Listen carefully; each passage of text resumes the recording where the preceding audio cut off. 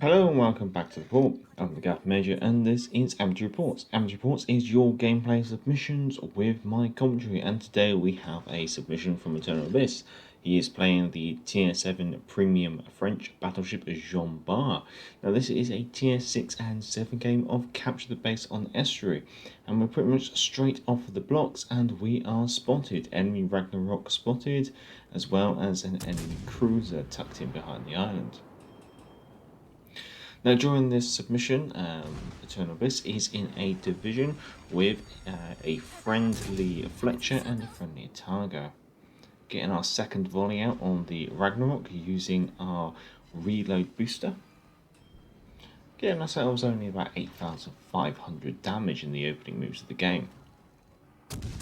Now getting a volley of HE down range.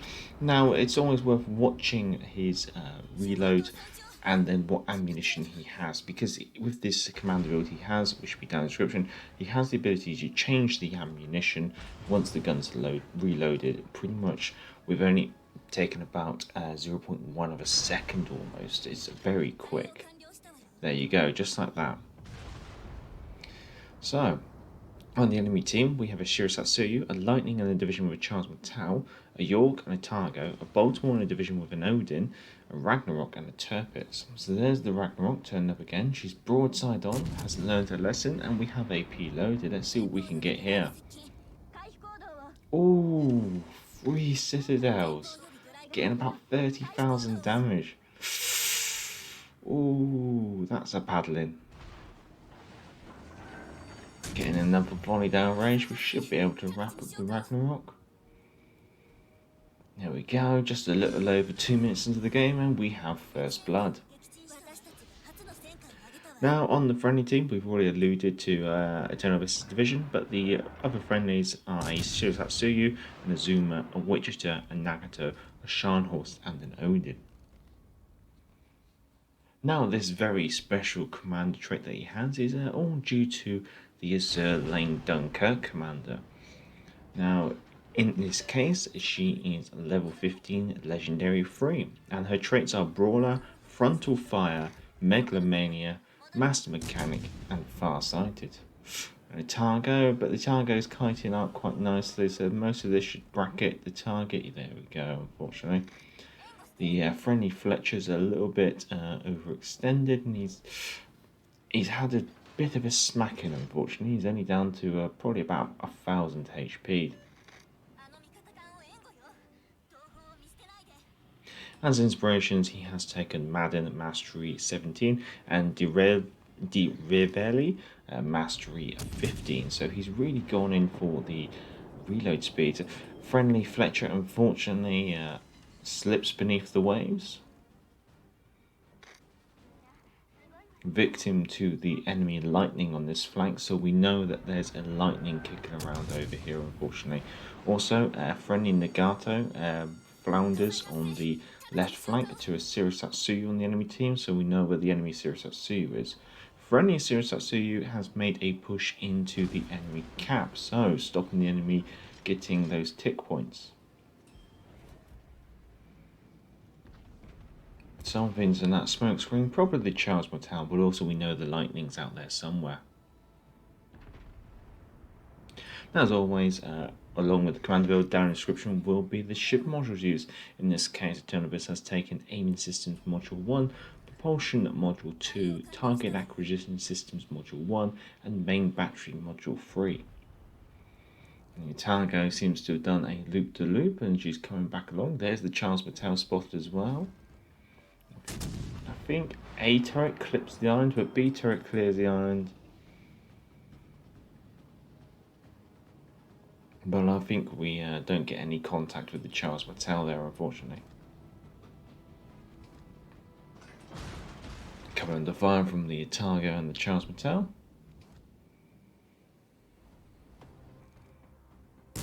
Again, A turret clips the island, but B turret clears. But the Charles Mattel must be using her engine boost. She is motoring along quite nicely there. Unfortunately, we are on fire. And the friendly Shiratsuyu seems to continue to contest the enemy base. Worth noting that he's contested, but it's not from a cruiser or a battleship, so it has to be from one of the destroyers. There we go. I believe that's the Lightning that's just shown up inside their base. Double fire on Eternal Abyss here. He's got the York as well now coming around. Switching to HE, and the reason being is because on the York, the engine module is exposed and you can knock him out with high explosives, very much as he's just done now. So the York engine's knocked out. She's unfortunately winding down, running out of speed, and she has not been able to use her damage control party. So AP loaded this time because we have an easy meal on the table. Taking her down to a morsel of health. Hopefully we should be able to get these guns reloaded and finish off our meal. York's engines are still knocked out. That's one of the weaknesses of the German cruisers like the York and the Hipper and the Prince Eugen. Those engine modules are very exposed. If we're in a battleship, if you can hit that center of the ship with high explosives, then that will really damage their game. I've done it a few times. Eternal Abyss does it quite a lot as well. In fact, Eternal Abyss actually assisted me in making a video regarding that. That'll be carded top right now. So the friendly Satsuyu is unfortunately gone, so they're no longer contesting the base. Enemy team is still in the point advantage because they have sunk more ships. Tirpitz now flexing down this flank. Completely fresh versus a half health Eternal Abyss. And Eternal Abyss is all out of repair parties now. Getting the double fire though against the angled Tirpitz right off with his first volley, which is quite nice. Tirpitz is not using the damage control party.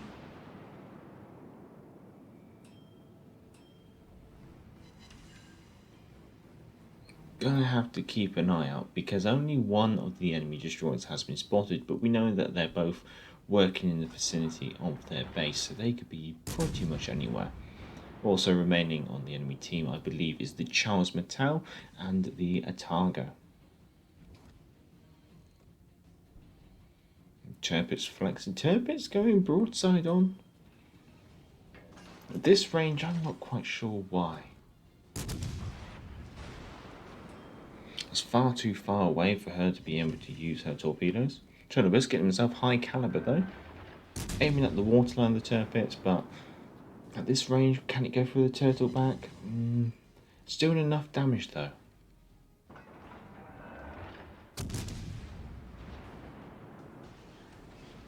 Ooh, 13,000 on that volley. Very nice. Well, the Tirpitz who came round the corner and started to try and muscle in on the Eternal Abyss and Jean Bart has unfortunately now found himself in a situation where he's down to 1/4 health, so he's lost 3/4 of his health, and he's having to tuck it in behind the island. Not a lot of friendly ships left either. The enemy team does still maintain the ship advantage. The Tirpitz is on fire, probably from the support that's been supplied by the friendly Atago that's in Eternal Abyss's division. And Cruiser flexing up onto Eternal Abyss here. Tirpitz now gone though, so Eternal Abyss has been able to deal with a full health Tirpitz without losing much health at all. Charles Mattel coming around the corner, quite obviously going to be going for the torpedoes, and the Charles Mattel also wraps up Eternal Abyss's division mate who was playing the Atago. At this range, the AP goes straight through the Charles Mattel. Now, if the Charles Mattel stays broadside on, that's quite likely the AP is going to have to go straight through her. Obviously, the Charles Mattel does get torpedoes out, but Charles Mattel turns nose on, giving the full length of the cruiser for the armor-piercing shells to actually arm and detonate, and Eternal Abyss is able to find the citadel of the Charles Mattel. He does take a torpedo from the Charles Mattel on the torpedo bulge, which obviously does reduce the chances of flooding quite nicely. So, it's all down to 3 versus 2. The enemy team is about 6 points ahead. On the enemy team, there's a Satsuyu, a Lightning, and an Atago. On the friendly team, there is Eternal Abyss in the Jean Bart and a Scharnhorst, as you can see. So, This is not really an ideal situation that two battleships want to find themselves in. All the enemy team has to do, the Targo probably just needs to run for the corner or hide behind an island. The two destroyers just need to try and dog the two battleships, but probably not too hard. The Lightning and the Sirius Atsuyu both have very good torpedo ranges. They don't need to get that close. There's no reason for the destroyers to get spotted. And the way these torpedoes are coming in quite sporadically, I would say the Lightning is actually over on this side. Can we tuck it in around these torpedoes? Ooh, only just though. It would only take one or two Lightning torpedoes and probably only one torpedo, or wow, probably only one or two torpedoes for both of the destroyers to actually finish off Eternal Abyss. The enemy is still 6 points ahead. It is very much the down to the enemy team to lose this game, unfortunately, and that Lightning is constantly sending volleys of torpedoes.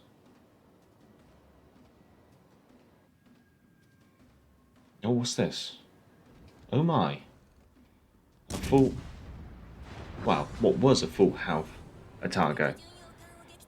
Absolutely wiped off the board, giving Eternal Abyss a devastating strike and a Kraken. And that flips the scores massively. Alright, it's just, can you stay alive for 3 minutes and 15 seconds?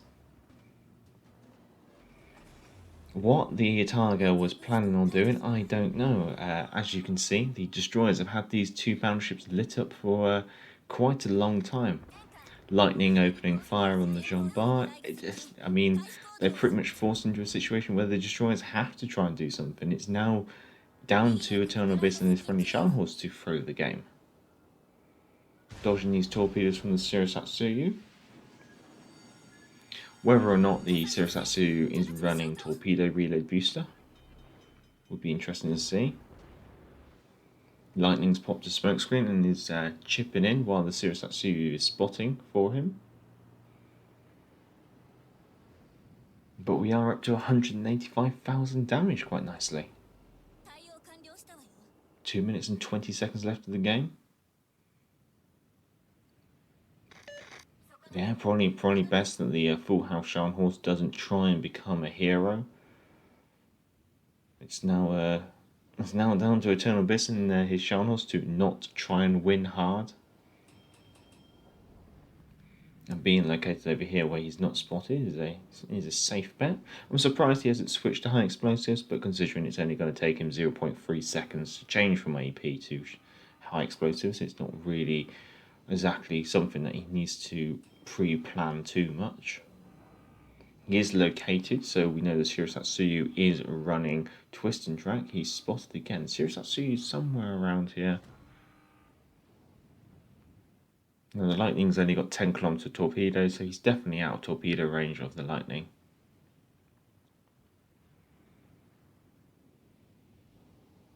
With 1 minute and 20 seconds left of the game. Spotted again.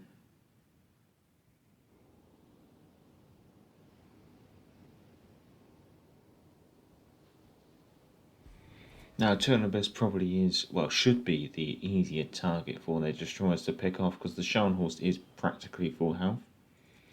Oh, Sirius Atsuyu spotted directly astern of Eternal Abyss. Setting a smoke screen herself. Gets a fire on Eternal Abyss. He's probably going to have to put that out as quickly as he can. All torpedoes. If one of those torpedoes does it, that's it. That's probably going to throw the game. 38 seconds left. Can we... Yes, just tucking it around. He's damage conned the fire. 26 seconds. And Sirius Atsuyu's definitely trying to get another fire. Lightning's closed in to point blank range in his opening fire. Eternal Abyss is now on fire. 7,000 HP left though. He does get a cheeky volley out onto the Lightning very quickly. Get himself a Confederate. 6 seconds left. If the Lightning has got torpedoes, I don't think they're going to make it. And there we go, a cheeky victory at the end there, and getting himself another 2 medals. So let's go see how we do at the end screen. Well, here we are at the end screen, and we can see that Eternal Abyss has managed to get himself 190,000 damage, 8 citadels, 5 kills, 4 fires, getting himself the Fireproof, Dreadnought, Confederate, First Blood, Devastating Strike, High Caliber, and Kraken Unleashed. That is a hell of a lot of medals, and a very intriguing game. Like he says, it got quite intense towards the last 10 minutes of the game, but for the large majority of the first part, he was married to an island until a situation called for him to have a divorce with her. The situation at the end, though, with the 2 battleships versus the cruiser and the 2 destroyers was actually quite intense. However, obviously, the Intargo and the enemy team just had to try and win hard, unfortunately, and threw the game into Eternal Abyss's favour. So, not exactly too pleased with that Intargo. Going on to the team results, and you can see that obviously Eternal Abyss is the runaway winner here with 5 kills, getting himself 3,195 ship XP. Next best person on his team only getting 1,444, so definitely a big gap there, unfortunately. But on the enemy team, the Charles Mattel and the Lightning that were in a division together, taking first and second place, and Shiraz Natsuyu. Where's the Intargo? Yeah, he did get 2 kills, but he really did throw that game. Now, unfortunately, there isn't an economy screen with this one, but I'm sure that Eternal Abyss has managed to make himself an absolute bucket of credits, especially considering it is a Tier 7 premium. But if you enjoyed that Admiralty report, feel free to give the video a thumbs up, and feel free to subscribe. As always, down in the description is the commander build and the ship models used by Eternal Abyss during this submission, along with the email address of the channel if you want to send in any of your own game captures for amateur reports and sea trials. Until next time, I'm the Gav Major, and back to the port. Hey, hey, clear the way, here comes the galloping major. Bumpity, bumpity, bumpity, bump. Get out of the way there, you fellows, unless you want me to run you down. I guess this is the life